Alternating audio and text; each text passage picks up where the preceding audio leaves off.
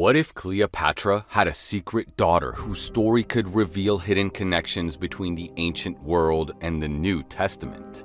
Dive into the mystery of Princess Thermusa and explore how her existence might link Cleopatra's fallen dynasty to the story of Mary, mother of Jesus, uncovering truths that have been lost to time. Cleopatra's defeat and Augustus's reign, a turning point for the Roman Empire. In 30 BC, after the Battle of Actium, Antony and Cleopatra died, leaving Octavian Augustus as the ruler of the Roman Empire. Augustus controlled a vast territory spanning from northern France to Upper Egypt and from western Spain to the borders of Parthia, eliminated his potential rival Caesarion, the son of Julius Caesar and Cleopatra, by having him killed. Later that year, Augustus traveled from Egypt to Syria to address issues in the eastern part of the empire.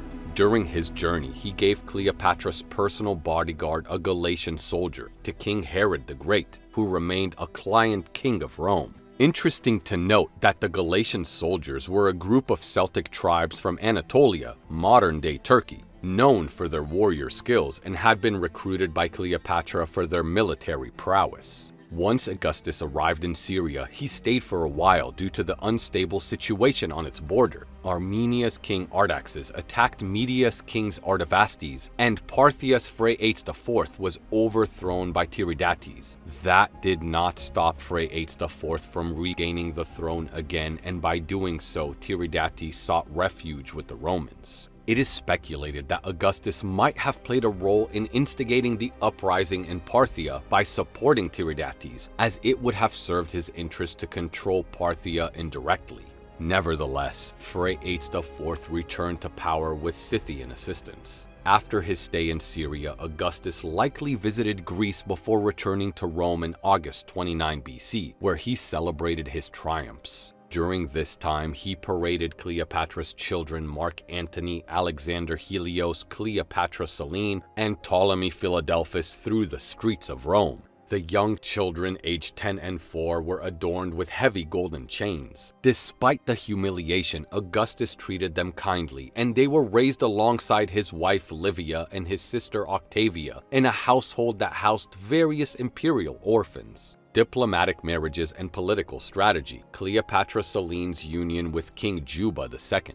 While the fate of Cleopatra's sons is unknown, it is unlikely that they were killed like Caesarion, since Augustus had spared their lives and raised them. However, historical accounts do not mention their survival into adulthood. The only child of Cleopatra whose fate is known is Cleopatra Selene, who married King Juba II of Mauritania as a diplomatic bride. Juba II, like Selene, had survived previous turmoil. When Octavian became emperor, he reinstated Juba II as king of Mauritania in 25 BC and arranged his marriage to Cleopatra Selene. Cleopatra Selene's marriage to Juba II brought prestige to his small North African kingdom. She was an attractive teenager, the daughter of a renowned monarch, and revered as a manifestation of the goddess Isis. Despite their union, Selene maintained independence. Coins featuring Selene's image were inscribed in Greek, while Juba's coins had Latin inscriptions. They had a son named Ptolemy, reflecting Selene's belief in their royal bloodline, and it is suspected they also had a daughter named Cleopatra. The marriage between Cleopatra Selene and Juba II took place around 25 BC amid significant political change in the eastern Mediterranean.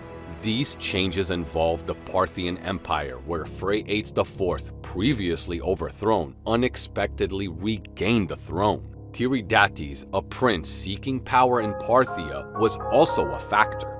These complex dynamics presented challenges for Augustus, the ruler of Rome, in his diplomatic relationships in the region. With Augustus firmly in control of the Roman Empire, his attention turned to managing relationships with neighboring powers. One significant challenge was addressing the unrest in Parthia. Initially, Augustus supported Tiridates' claim to the Parthian throne, which intensified tensions with King Phraates IV. However, realizing that a military conflict was not the best solution, Augustus sought a more diplomatic approach to stabilize the union. To mend relations and foster goodwill with Phraates IV, Augustus decided to send a series of diplomatic gifts, one of which was an intriguing figure named Thermusa. Officially described as an Italian concubine, Thermusa's role in this diplomatic gesture might have been more significant than it first appears. Parthian coins bearing her image suggest a connection to the Roman Empire that goes beyond mere courtesy. Her presence in this diplomatic exchange raises important questions about her true identity and her role in the broader context of Roman-Parthian relations. The role of Thermusa in Roman diplomacy, a deeper look at Augustus's gift to Phraates IV. The characterization of Thermusa as a mere Italian concubine seems implausible considering the diplomatic context. It is likely she held more significant status and role in the diplomatic exchange between Rome and Parthia.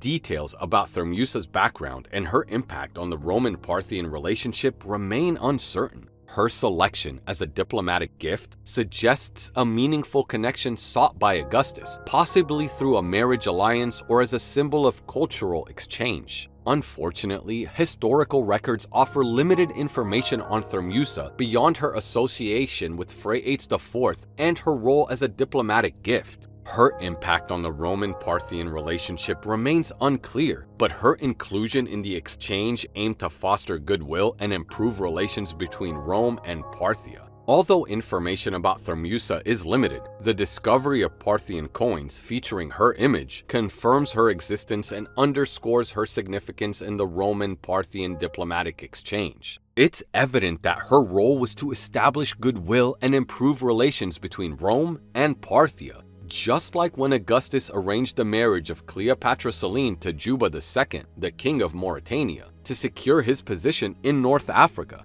because he sought to establish an alliance with Parthia by offering a gift to Phraates IV, the Parthian king. The hidden daughter of Cleopatra, how Thermusa's legacy connects to Mary, mother of Jesus. There are indications that Thermusa held a more significant position than a concubine and may have been the forgotten daughter of Cleopatra VII and Julius Caesar. She may have been named Thermusa Aurania and had children with Phraates IV, including Phraates V, Phraates, and Julia Aurania. The Julian family name suggests a connection between Thermusa and Julius Caesar. Julia Aurania may have married Ptolemy of Mauritania, creating a strategic alliance between Mauritania and Parthia.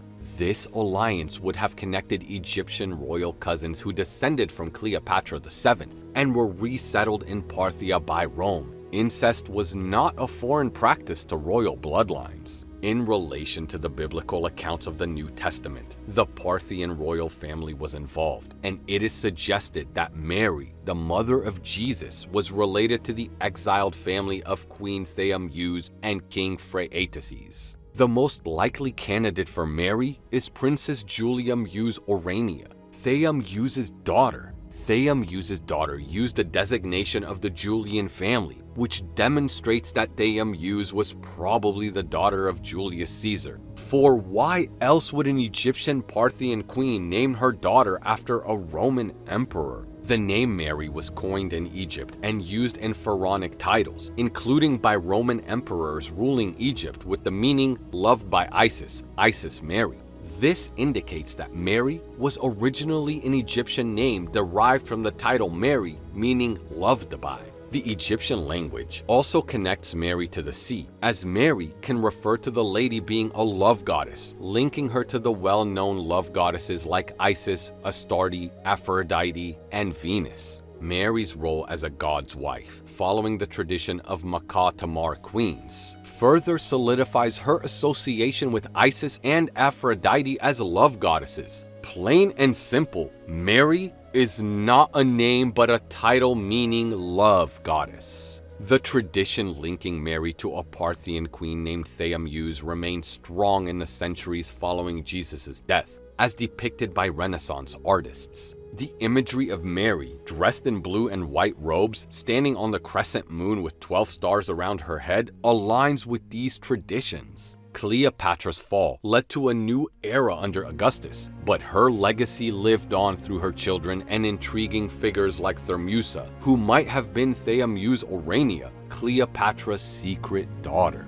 This connection extends to the New Testament, where some suggest Julia Aurania, Thermusa's daughter, was the biblical Mary, mother of Jesus. The name Mary, meaning loved by Isis, links back to Egyptian traditions and royal symbolism. Renaissance artists depicted Mary with imagery reminiscent of these ancient beliefs, reflecting a deep, forgotten heritage. This journey through history reveals how ancient legacies shape our understanding of the past and present. As we uncover these connections, we see that history is a living tapestry of intertwined stories and symbols. Subscribe to the channel for future videos, like and share the video. Until next time.